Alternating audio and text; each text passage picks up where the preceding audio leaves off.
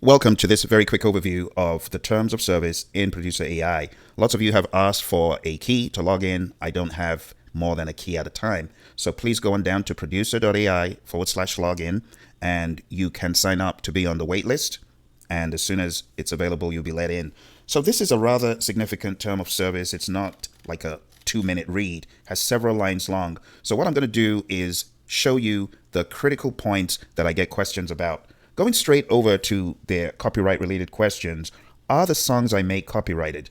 Copyright laws regarding protection for AI generated works may differ from one jurisdiction to another, and Producer AI cannot offer specific guidance on copyright matters. While we do not restrict you from using songs you make while subscribed to starter or member plans for your commercial purposes, that does not mean they are eligible for copyright protection.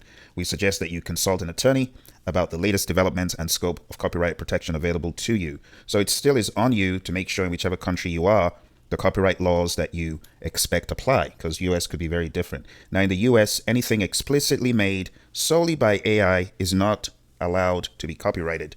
If there is significant human intervention and interaction with the content, the lyrics, the music itself, and other manipulations, it could be eligible for copyright. But again, consult with an attorney.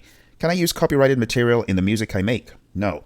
You must not use any third-party copyrighted material in the music you make on Producer AI unless you have explicit permission from the copyright owner to do so. So you could be a musician, but does the record label give you explicit permission to do that? If they are the copyright owner of your music, you need to find that out. When appropriate, it is our policy to disable or terminate accounts of users who infringe upon the copyrights of others. Moving into the specifics in the terms of service, the one that I get a lot of questions about is creator-focused analysis. What should I know as a creator? So let's jump straight in. As a creator, you need to understand that the free account is for personal, non-commercial use only, forever, even if you later upgrade. Once you create that content for a free account, you cannot commercialize it. In the paid subscription, they assign you any and all rights in output created while paid, but they refuse to promise copyright actually exists. And that makes sense because copyright laws could change. The impact is if you plan to release or monetize or create those tracks after you started a paid plan, keep proof, which is the date you became a paid subscriber. That will help you in any disputes. Something else to note is that Producer AI can train and reuse your inputs and outputs. You grant a perpetual transferable sublicense worldwide, royalty-free license to use your content and output to run the service, improve products, including training models, and business purposes like marketing and promotion. And it would make sense to do this to cover themselves because your music, once on their platform, could end up anywhere. It's not that they're taking the copyright for your work. It's the use, reuse, and training based on your content. The impact is anything you type, sing, upload, and the results can help train their AI model and may be used in promos. So do not upload sensitive stems or unreleased IP unless you're comfortable with this. As far as attribution goes, if a riff was created on a free account, you agree to credit the service. Paid users don't have to credit for the work, but if you are using a free account, you should credit even if, yes, it's not commercial. So keep a clean record of which tracks were generated under which plan to avoid accidental credit obligations.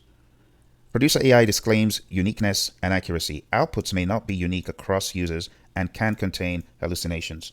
As I demonstrated in my video, it was hallucinating, speaking gobbledygook, so they're disclaiming accuracy. The impact, you can expect collisions, similar or same melodies, lyrics, or arrangements, which is why I always tell people when you're using tools like this, it would make sense for you to create your own melodies, your own lyrics as much as possible.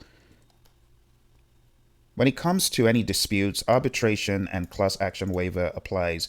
Disputes go to binding arbitration. No jury or class actions.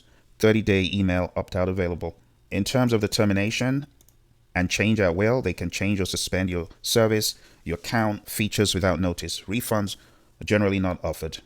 The impact will be to export important files that you create on the platform. Don't rely on hosted availability. Can you imagine if all your tracks, hard-earned created tracks, suddenly disappear?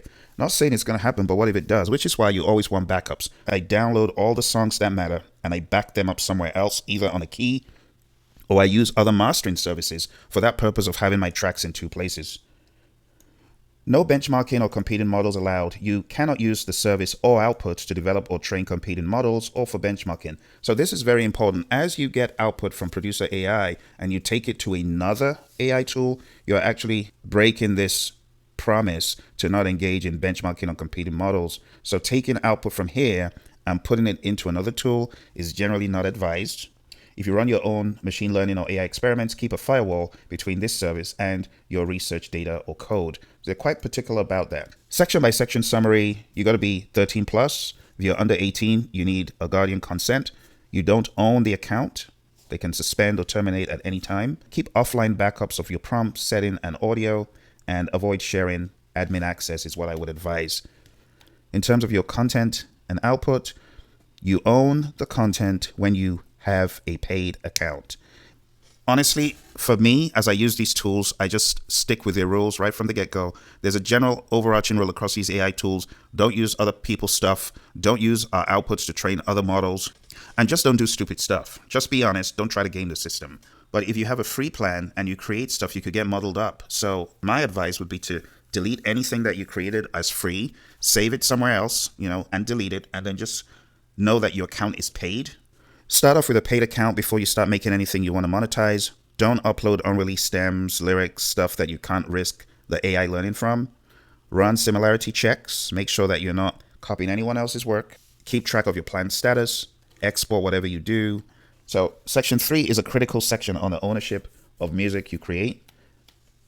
You own the data you input. The music and other generated content are the output. If you have a free account, you can use the music for personal use only. Non-commercial use. If you have a paid subscription, the company assigns all the rights to you for the outputs created during your paid subscription. They are not guaranteeing copyright. You give them an irrevocable, perpetual, transferable license to use your content and output to maintain and improve their services, including training their AI models. In terms of attribution, if you use the output from a free account publicly, you must attribute Producer AI. This is not required for output from a paid subscription. The company is not responsible for the accuracy or quality of the output. They also warn that the same or similar music may be generated for other users. The way around this is just use original, unique stuff as much as possible. Closing this out, let's go on to the Producer AI terms of service. So it has the regular suspects, eligibility, service accounts, changes, suspensions, and termination. They're just telling you that things could change and they could terminate or suspend your access at any time. Section 3 is really where a lot of interest is, and I've broken that down. Okay.